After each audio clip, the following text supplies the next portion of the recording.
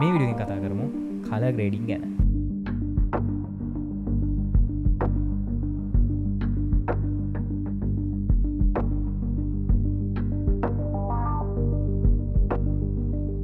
Cinematic video මේකින් වලදී ඔයා ගාව හොඳ කැමරාවක් තිබ්බත් හොඳ ලයිටින් සෙටප් එකක් තිබ්බත් ඔයාට හොඳ ක්‍රූ එකක් හිටියත් ඔයා කොච්චර හොඳට වීඩියෝස් රෙකෝඩ් කරත් වැඩක් නැහැ ඔයාගේ කලර් ග්‍රේඩින් සෙට් නැත්නම්. ඒ නිසා අනිවාර්යයෙන්ම සිනමැටික් වීඩියෝ මේකින් වලට කලර් ග්‍රේඩින් කියන්නේ වැදගත්ම දෙයක්. ඉතින් මේ කලර් ග්‍රේඩින් වලින් ඔයාලගේ වීඩියෝ එකට එළියක් ගන්නත් පුළුවන්.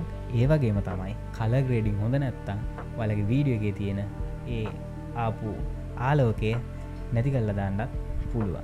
ඒ නිසා හොඳට මතක තියාගන්න අනිවාර්යෙන්ම කලර් ග්‍රේඩින් කියන දේ ගොඩක් වැදගත් ඔයාලා වීඩියෝස් කරනකොට. මෙතනදී colour grading basic colour grading ගැන තමයි මම කියන්න හදන්නේ. ඉතින් මේකෙදි හොඳට මතක තියාගන්න. දැන් මට කියන්න බෑ හරියටම ඔයාලගේ වීඩියෝ එකට මෙන්න මේ ඒ කියන්නේ හිතන්නකො වයිට් බැලන්ස් එක මෙච්චර වයිට් බැලන්ස් එක මේ විදිහට තියාගන්න. එතකොට කොන්ට්‍රාස්ට් එක ධන 10ක් තියාගන්න. එහෙම නැත්නම් හයිලයිට්ස් ඍණ 10ක් එහෙම නැත්නම් ඍණ 25ක් මේ විදිහට හදන්න කියලා මට කියන්න බෑ. ඔයාලගේ වීඩියෝ එකට සෙට් වෙන විදිහට ඔයාලා තමයි ඔයාලගේ වීඩියෝ එකේ කලර් ග්‍රේඩින් එක කරගන්න ඕනේ. ඉතින් මම සාමාන්‍යයෙන් මගේ වීඩියෝස් කලර් ග්‍රේඩ් කරන්නේ ප්‍රීමියර් ප්‍රෝ එක පාවිච්චි කරලා. හරිම ලේසි ප්‍රීමියර් ප්‍රෝ එකේ වැඩ කරන්න. මුලින්ම අපි කරන්න ඕනේ වීඩියෝ එකේ වයිට් බැලන්ස් එක හදාගන්න. මම සාමාන්‍ය වීඩියෝ එකේ මට සෙට් වෙන විදිහට තමයි මම වයිට් බැලන්ස් එක හදාගන්නේ. ගොඩක් දුරට මම ෂූට් කරන්නෙම මට ඕනේ වයිට් බැලන්ස් එක. ඒ නිසා මට ලොකුවට වයිට් බැලන්ස් එක ඇඩ්ජස්ට් කරගන්න වෙන්නේ නැහැ. ගොඩක් වෙලාවට මම ඊටු ටික තමයි ඇඩ්ජස්ට් කරගන්නේ. ඒක නිසා ඔයාලත් ෂූට් කරනකොට මුලින්ම ඔයාලගේ වයිට් බැලන්ස් එක සෙට් කරගන්න. ඉතින් ඔය කැමරා සෙටින්ග්ස් ගැන මම කලින් වීඩියෝ එකක් කරලා දිනවා. ඔයාලට පුළුවන් වීඩියෝ එක ගිහිල්ලා බලන්න. මෙතන කාඩ් එක වැටේ. ඊළඟ දේ තමයි එක්ස්පෝෂර් එක. එක්ස්පෝෂර් එකත් ඔයාලගේ වීඩියෝ එකට ඩැමේජ් නොවන විදිහට වීඩියෝ එකට ඕන ගානට හදාගන්න ඕනේ. ඒක මට කියන්න බෑ හරියට මෙච්චරයි කියලා. ඒක ඔයාලගේ ඇහැට සෙට් වෙන විදිහට. එහෙම නැත්නම් ඔයා අනිවාර්යයෙන්ම ඔයාගේ වීඩියෝ එකක් එඩිට් කරනකොට ඔයා බලන්න ඕනේ ඔයාගේ වීඩියෝ එක බලන කෙනෙක් විදිහට තමයි ඔයා වීඩියෝ එක එඩිට් කරන්න ඕනේ. එතකොට තමයි හරියටම ඔයාලගේ අවුට්පුට් එක ඔයාලට එළියට ගන්න පුළුවන් වෙන්නේ. ඊළඟ දේ තමයි කොන්ට්‍රාස්ට් එක. කොන්ට්‍රාස්ට් එකෙන් මම සාමාන්‍ය කොන්ට්‍රාස්ට් එක ටිකක් විතර වැඩි කරනවා. ගොඩක් වැඩි කරන්නේ නැහැ. මොකද එතකොට නිකන් වීඩියෝ එක නිකන් පිච්චිච්ච ගතියක් වගේ නෝ මට කියන්න දෙන්නේ නැහැ. ඒ නිසා කොන්ට්‍රාස්ට් එක හරියට හදාගන්න. ගොඩක් කොන්ට්‍රාස්ට් එක අඩු කරන්න යන්න සමහර කොන්ට්‍රාස්ට් එක අඩු කරනවා. කොන්ට්‍රාස්ට් එක අඩු කරාට පස්සේ ඉමේජ් එකේ ෂාර්ප්නස් එක නිකන් මට නිකන් පොඩ්ඩක් මදි වගේ තියෙනවා. ඒ නිසා මම කොන්ට්‍රාස්ට් එක චුට්ටක් වැඩි කරනවා. ගොඩක් වෙලාවට මගේ රෝකින් නෙට් සමහර වෙන්න මට මේක පොඩක් සයිලන්ට් කරගන්න අමතක ෆෝන් එක. ගොඩක් වෙලාවට මම නම් මගේ වීඩියෝස් වල මම ඒ කියන්නේ කැම් එකේ මගේ ටෝකින් හෙඩ් වීඩියෝස් වලදී මම සාමාන්‍යයෙන් කොන්ට්‍රාස්ට් එක එහෙම කරනවා ගොඩක් අඩුයි. මොකද මම ලයිටින් වලින් මගේ වීඩියෝ එකේ කලර්ස් හදාගෙනම තමයි මම වීඩියෝ එක ෂූට් කරන්නේ. මොකද මට එඩිට් කරන්න ලොකු වෙලාවක් ගන්න බැරි නිසා කලර් ග්‍රේඩින් එකට ලොකු වෙලාවක් යන නිසා මම සාමාන්‍යයෙන් කලර්ස් හදාගෙනම තමයි වීඩියෝ එක ෂූට් කරන්නේ. ඉතින් මම වීඩියෝ ලයිටින් ගැන වීඩියෝ එකක් කරලා තින්නේ. ඒකත් ඔයාලට බලන්න පුළුවන්. මෙතන කාඩ් එක වැටේ. ඒකත් ගිහිල්ලා බලන්න. ඊළඟට කරන්න ඕනේ දේ තමයි highlights. highlights හදාගන්න වැඩේදී highlights කියන්නේ දැන් ඔයාලා හිතන්න ඔයාලගේ ඉමේජ් එකේ මේ දැන් මගේ මේ හරිය highlights තියෙනවා. දැන් මේ සාමාන්‍යයෙන් දැන් මගේ ස්කින් එකේ මෙතන සුදුම තැනක් ඇති. කියන්නේ මට දැන් හරියට දුරට කැමරේ කියන්න බෑ කොතනද කියලා.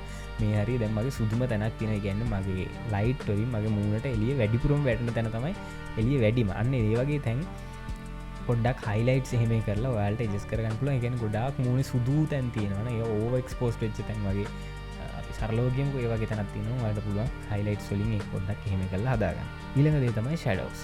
shadows අඩු වැඩි කරලත් ඔයාලගේ වීඩියෝ එකට වෙනම quality එකක් ගන්න පුළුවන්. මොකද shadows වලින් මම නම් සාමාන්‍යයෙන් මගේ වීඩියෝස් වල shadows මම set කරන විදිහක් තියෙනවා. ඒක සාමාන්‍යයෙන් ඔයාලගේ ඇහැට සෙට් වෙන විදිහට. ඒ කියන්නේ ඔයාගේ ඇහැට සෙට් වෙලා මදි මම ඔයාලට කිව්වනේ.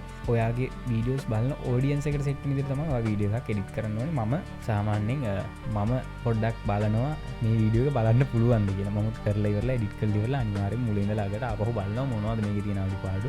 මේක කෙනෙක්ට බලාගෙන ඉන්න කම්මැලිද කොහොමද කියලා මම ආපහු බලනවා. එතකොට මට අහුවෙන ඒ කියන්නේ මම කියවනවා වැඩි වගේ නම් මම ඒව අයින් කරනවා. අන්න ඒ වගේ දේවල් තියෙනවා. හරිද? ඒ නිසා ඒකත් ඔයාලට සෙට් වෙන විදිහට තමයි හදාගන්න ඕනේ. මට කියන්න බෑ හරියටම මේ ගානට තියාගන්න කියලා. ඊළඟ දේ whites. whites මම ඇත්තටම කියනවා නම් මගේ talking head වීඩියෝ වලදී මම color grading කරනවා ගොඩක් අඩුයි. හරිද? කලර් ග්‍රේඩින් සාමාන්‍යයෙන් අපි සිනමැටික් ෂොට්ස් වලට තමයි පාවිච්චි කරනවා. මම දැන් ඔයාලට මේ වීඩියෝ පුරාම එක්සැම්පල් ෂොට්ස් බලා ගන්න පුළුවන් වෙන්නේදී අන්න ඒ වගේ දේවල් වලදී තමයි අපි හරියට කලර් ග්‍රේඩින් කරගන්න ඕනේ. ඊළඟ දේ තමයි බ්ලැක්ස්. බ්ලැක්ස් වලින් නම් සාමාන්‍යයෙන් මම පාවිච්චි කරනවා ටිකක් අඩුයි බ්ලැක්ස්. හරිද? ඒ කියන්නේ බ්ලැක්ස් අඩු වැඩි කරපුවාම ඔයාලට පේනවා ඇති ඉමේජ් එකට මොකද්ද වෙන්නේ කියලා. ඉතින් මෙතනදී මම සාමාන්‍යයෙන් මගේ ටෝකින් හෙඩ් වීඩියෝ වලදී මම ඒක පොඩ්ඩක් ඇඩ්ජස්ට් කරනවා අඩුයි. මොකද ඒක වෙන කරදරයක් මට නම්. හරිද? ඒ කියන්නේ මට ඒක අවශ්‍ය නැහැ. මොකද මගේ වීඩියෝස් මම ලයිට් කරලා තියෙන්නේ මට සෙට් වෙන විදිහට. ඒ නිසා මට ඒක ලොකු ඉෂුව එකක් නෙමෙයි. හරිද? ඒ නිසා බ්ලැක්ස් හදාගන්නකොට ඔයාලත් හරියට හදාගන්න. ඊළඟ දේ තමයි ගොඩක් අය හිතනවා මේ කලර් ග්‍රේඩින් කිව්වහම මේ සැචුරේෂන් කියන එකෙන් තමයි ඔක්කොම වෙන්නේ. සැචුරේෂන් එක වැඩි කරනවා අම්මට සැචුරේෂන් එක වැඩි කරනවා ඊට පස්සේ වීඩියෝ එක නිකන් හොඳම උදාහරණේ කවුද දන්නේ මම දන්නේ මම මේ කෙලින් කියන්නේ නැහැ ඉතින් මේ ඉනිමක් හරිද මේ ඒකෙත් දෙවන් පාර්ට් 2 එකක් හරිද කවුද දන්නේ කලර් ග්‍රේඩ් කරලා තියෙන්නේ සැචුරේෂන් එක අල්ට්‍රා ප්‍රෝ මැක්ස් කොණ්ඩ එහෙම කෙස් ගස් එහෙම නීල් පාටයි ඒ තරම් කලර් ග්‍රේඩින් එකේ කලර් ග්‍රේඩින් එක සුපිරි මේ කවුරු කරාද කියලා මන් දන්නේ නැහැ මට වැඩක් නැහැ මං කියන්නේ අපි යමු ඊළඟ ටොපික් අපි යමු ඊළඟ පොයින්ට් එකට මුටික් කන්න ඉදන්නේ නැහැ එහෙම කරන්න ඊළඟ ඊළඟට ඔයාලගේ වීඩියෝ එකට විග්නේට් එක විග්නේට් දෙකට කියන්නේ අපි විග්නේට් වෙන්න ඕනේ විග්නේට්ද වින්ටේජ්ද මන්ද මොකක් හරි හරිද මට කියව ගන්න බෑ ඒ වචනේ මම එක එක විදිහට කියනවා ඒ නිසා හරිද මොකද්ද වචනේ කියන්නේ මෙන්න මේ වචනේ හරිද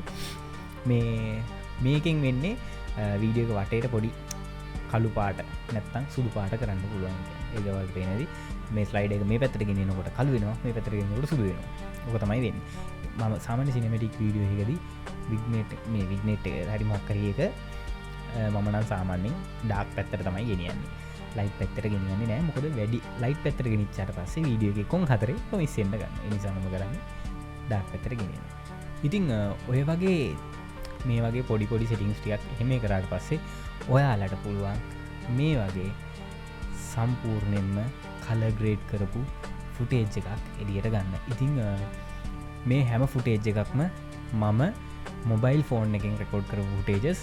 ඉතින් මේ ටෝකින් හෙඩ් වීඩියෝ එකෙන් කැම් එකෙන් ෂූට් වෙන්නේ.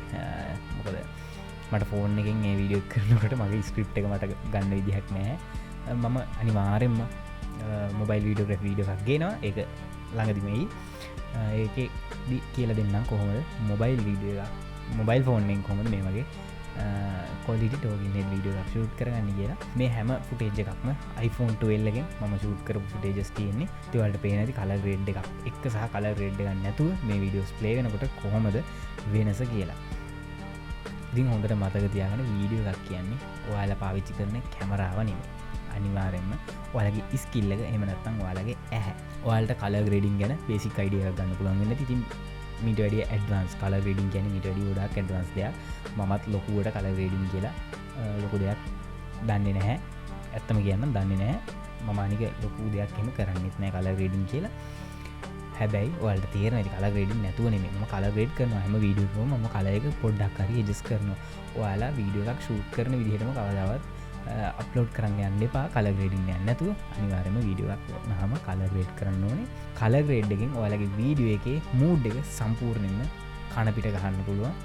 ඒක නිසා කලර් ග්‍රේඩින් කියන දේ හරියට සෙට් කරගන්න වගේ ඇහැට ඔයා ෆිල්ම් බලන කෙනෙක් නම් තේරෙන්නේ නැති ෆිල්ම් එක මොන වගේද කලර් ග්‍රේඩින් වෙන්නේ කියලා කැරක්ටර් එක බෑග්ග්‍රවුන්ඩ් එක එක වෙලාවදී එක දේවල් ඉම්ප්‍රූව් කරන්න කලර් ග්‍රේඩින් එකෙන් ලොකු වැඩක් වෙනවා. අපි ඉස්සරහට තව ඇඩ්වාන්ස් විදිහට ගැන කතා කරමු.